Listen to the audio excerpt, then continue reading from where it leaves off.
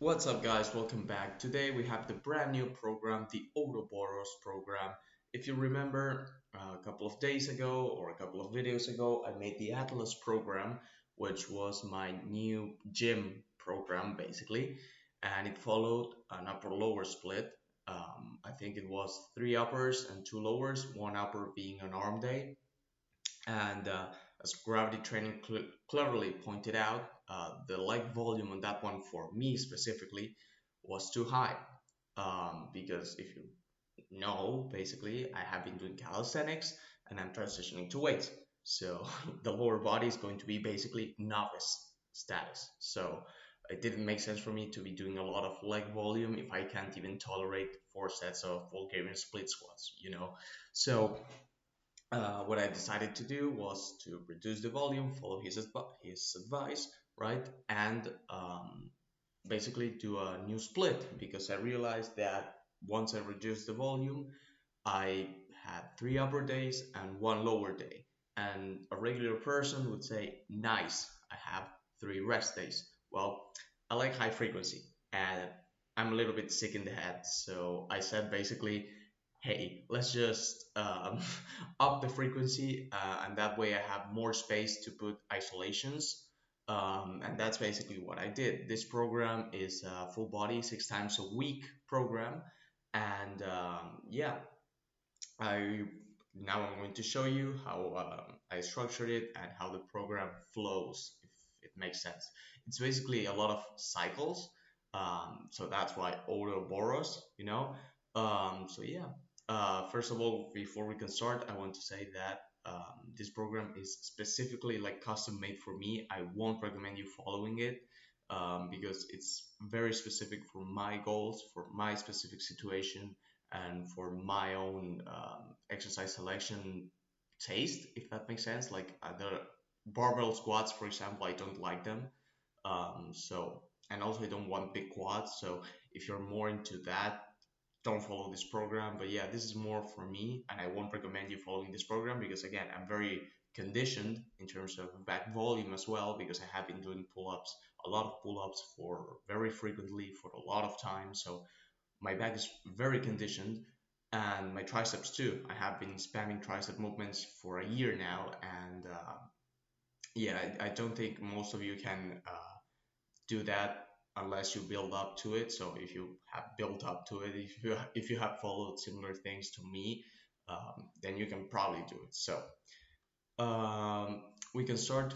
First of all, we have A1 days, A2 days, B1, B2, and B3 days, and a C day. So A days are basically chest days or horizontal pushing days in which I focus to recruit the chest as much as possible on that horizontal push. Then the C days are also horizontal push, but they are arm biased. So instead of targeting the chest a lot, I'm still going to target the chest because I'm torso dominant. I'm going to focus more on the triceps basically. So I will alternate between horizontal push and vertical push along the week. So that's one cycle, right? And the reason why I alternate is because, first of all, it doesn't make sense for me to be doing horizontal push every single day. I think it's better if you like just get quality sets, right? Like 3 to 4 quality sets, because you don't need that much volume for chest. 10 to 12 or 10 to 15 sets, it's perfect.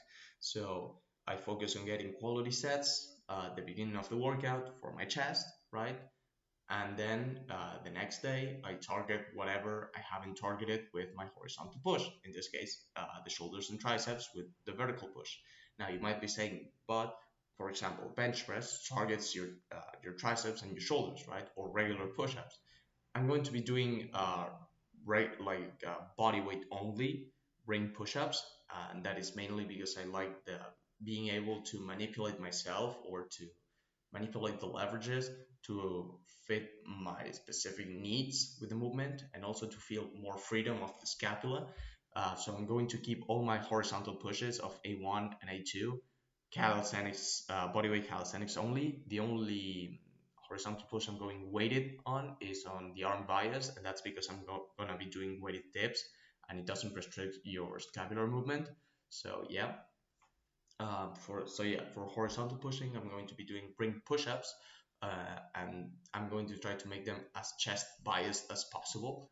That way, I don't target too much of my shoulders, I don't target too much of my triceps, and I can focus purely on working my chest. And then on the vertical pushing days, I can just do vertical pushing, and that's it. So that's a benefit of rings. It's not like the bench press. You get that extended range of motion. You get that ability to open up and to contract. So you basically get 90% chest with push-ups, and also you don't get that uh, those possible shoulder problems that you may get from the bench press if you don't warm up correctly, or if you don't do enough rear delt work to compensate and stuff like that.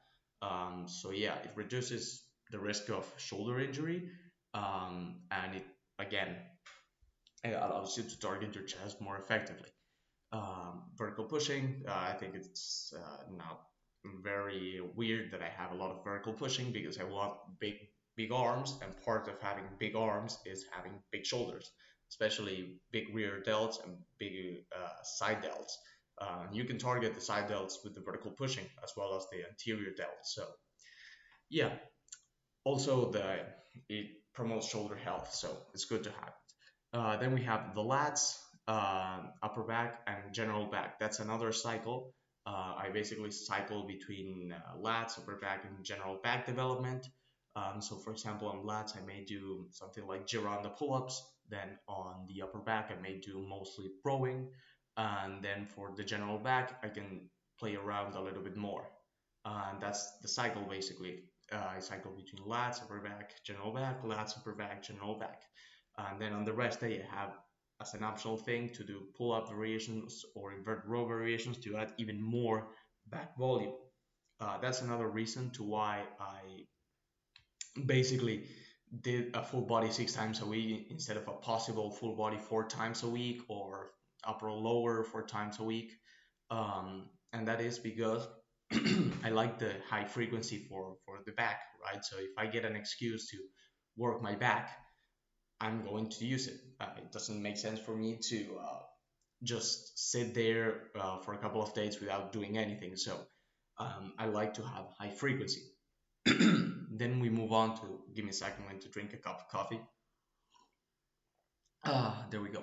Then we move on to barbell RDLs or stiff legged deadlifts. That's the main hinge movement of the program because I want to develop the glutes and hamstrings, of course. Then the next day we go to adductors. Then the next one is Bulgarians, which target your quads, yes, but they also target your glutes and your hamstrings to a great extent, and you don't get any axial loading and stuff like that. And you can really take those to failure, and that's why I include them. I want a movement for legs that I can push as much as I want to. Then we have the adductors again. Then we move on to a less intense hinging variation in terms of the weight you're going to be using. So dumbbell RDLs or barbell good mornings. And then we finish off with sissy squats just to add a little bit of volume to the quads. And that's basically it for legs, not too complicated. Then for isolations, we cycle again between triceps, brachialis, rear delts, and abs, and neck, biceps, calves, and forearms. I originally was going to have forearms in the A1 and abs in the B1, right? But I switched them because it makes more sense that if you're going to work your upper back, in which you're going to be using more weight than usual, right? For example, for shrugs, um, you're going to work your forearms as well, right? So you can do, for example, what I do, it's trap bar shrugs and then a hold to really fry those forearms, and it can work as pre-fatigue for your finger curls, right? So yeah, that's the other cycle. Now for the triceps emphasis day, I'm going to have higher volume for the triceps, of course. And less volume, I think, for the back, if I'm not mistaken. And for the rest, I think for brachialis and rear delt, I also have less volume. So yeah, that's the whole thing.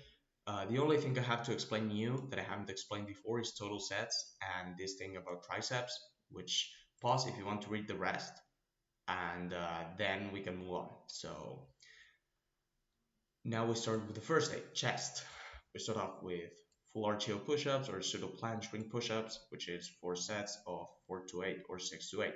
Nothing too fancy to talk about here, so we move on to weighted pull-ups, neutral supinated with a close grip, or Gironda pull-ups. Total sets for 6 to 10 or 4 to 8. Now, what does total sets mean? Basically, I can do any of these technically three variations in different proportions as long as I reach this number. So I could do, for example, 3 sets of weighted pull-ups with a neutral close grip and do 3 sets of Gironda pull-ups. I could also do 4 sets of Gironda pull-ups and do 2 sets of weighted supinated pull-ups with a close grip, right? Or I could do two of each, right? As long as I reach 4 to 6, it doesn't really matter. I could do just 4 of Gironda pull-ups and that's it. So it gives me that flexibility for back that I think is needed because you're working your back frequently. So yeah, that's and it remains specific overall. You're still going to be using, because you run the pull-ups, you need a close grip with a neutral grip mostly. You can do with supinated, but it's mostly neutral. So you're mainly working with a close neutral grip in this block. So it remains overall specific. You can even use it as a mechanical drop set. So yeah, then we move on to the second superset, which is barbell RDL or stiff legged deadlift. 3 to 4 of 6 to 10 or 8 to 12. This isn't in the program I uploaded. Keep in mind I made that slight edit. That's just because I forgot to add it. But yeah, then we have superset with ring face pulls, dumbbell posterior flies, and skiers, right? 3 to 5 of any of these rep ranges, going beyond failure, probably partials. Then we move on to the superset number 3, which is hammer curls, reverse curls, any of these with any of these instruments, materials, methods, right? 3 to 4 sets of 8 to 12. And then we have the triceps thing that I wanted to explain. It is basically the same thing as total sets, but you're going to favor this exercise. To get to the second one, you need to first do the first one, right? So let's say you want to hit cable extensions or push downs regular, right? Um, and you have to do dips machine first. So you would do 2 sets, right? And then the remaining sets, if you want to go for 4, you would do 2. And if you want to go for 6 or 5, you would do 4 or 3, right? And in this specific rep ranges. So that's basically it. You prioritize this one, and the remaining sets, you do this one, right? You could even just do this one right here. You could just do 4 sets and that's it. So yeah, that's not too complicated, just needed explanation. Uh, then again, coupled with leg raises or sit-ups, so not too complicated. Then we move on to upper back, right? So seated dumbbell military press, Arnold press, or standing OHP, 2 to 4 of 6 to 12, with inverted rows or hammer rows machine. Total sets 4 to 6, 6 to 8. Then we have trap bar shrugs, and once I finish, just I'm standing there just holding the weight, right? Getting that weighted stretch and also working the forearms. 3 to 4 of 6 to 8, plus cheated concentrics and as many seconds as possible. Then we have the superset with the good girl machine. Not too much to talk about here. Ring curls, as I said, rings for me at least are way better for biceps than most biceps exercises with barbells and easy bars. The only thing comparable I would say are machines, and even so, just the cables as much. Like just I think rings are the best for biceps if I'm being honest, except for maybe incline curls. So yeah, that's the the third superset with neck curls, and then we have finger curls and calf raises. Not too complicated. We finish off. No, sorry. We finish off. We finished the B1 program. We move on to the C program, which is triceps biased. We basically start off with weighted dips, 3 to 5, 6 to 10, weighted chin-ups, chest to bar chin-ups, or wide grip pull-ups. This should be a total set, but I forgot. So 8 to 12. Then we have Bulgarian split squats or lunges for this amount for each side, and coupled with ring face pulls slash dumbbell posterior flies or skiers. Again, the same thing.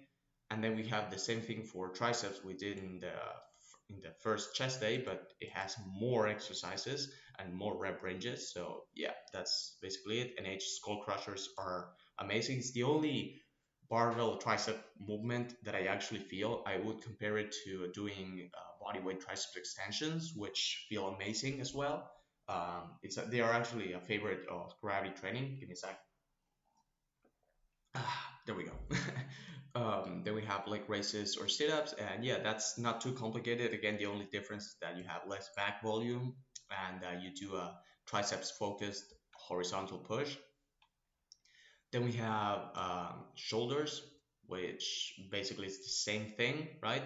But now we are targeting the lats, and this is a higher rep variation of, or higher rep way of targeting your lats with spinal flexion, right?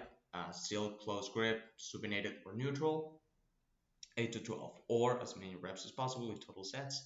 Then we have incline or pelican curls, 8 to 12, good girl machine, and then we have forearms, neck, and calves. Then we move on to the A2 chest, because I forgot to mention this. As the week goes by, the reps increase. I don't know if you have noticed that, but the we start off with low reps for the horizontal push and the lats, then they get higher here, and then they get higher again. So, and also for the vertical pushing, if you haven't realized, we start off with 6 to 12, then 8 to 12, and then we have as many reps as possible. So chest, higher reps, we have Bulgarian push-ups, ring fly push-ups, or ring push-ups, either decline or regular for any of these three variations, 8 to 15, coupled with inverted rows or front lever pull-ups, 4 to 6 of 8 to 10. I still include front lever pull-ups because they are that good. I like them a lot. You're going to look a little bit goofy on the gym doing front lever pull-up, but tell me who in the gym can do front lever pull-ups. So yeah, total sets 4 to 6. Then we have barbell good morning or dumbbell RDL 3 to 4 of 8 to 12. Ring face pulls, blah blah blah, you know the drill. And then again, you know the drill for this one. So it's higher rep overall. As you can see, if the reps increase for basically the superset mainly. Then we have the third and last day, which is shoulders, high reps. We do pike push-ups, deficit. When I mean deficit, it can be either from parallettes or with rings, and regular, any of the two, as many reps as possible, 2 to 3 sets.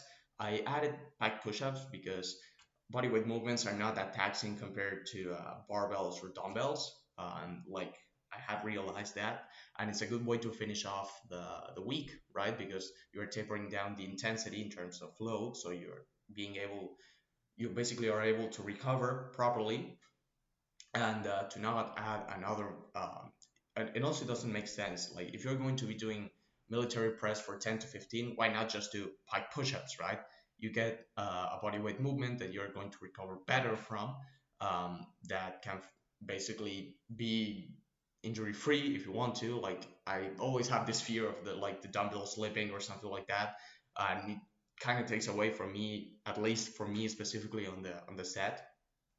So pike push-ups, like I don't have that worry. I just bang them out, and it works, right? It works. Like pike push-ups are amazing. They are like pull-ups in terms of you can always make them challenging.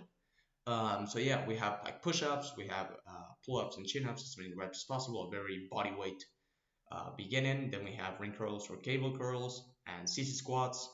Then we have finger curls, neck curls, and calf raises. So you see the programs themselves, the organization, it stays overall the same. The only thing that changes is the load that you use. It decreases over time. You are still doing everything to failure or as close to it as you can, sometimes even going beyond it. And overall, it stays the same. The only thing that fluctuates is the volume with triceps, and that's because I want bigger triceps and I want to really focus on it. But overall, I think it has a moderate amount of volume.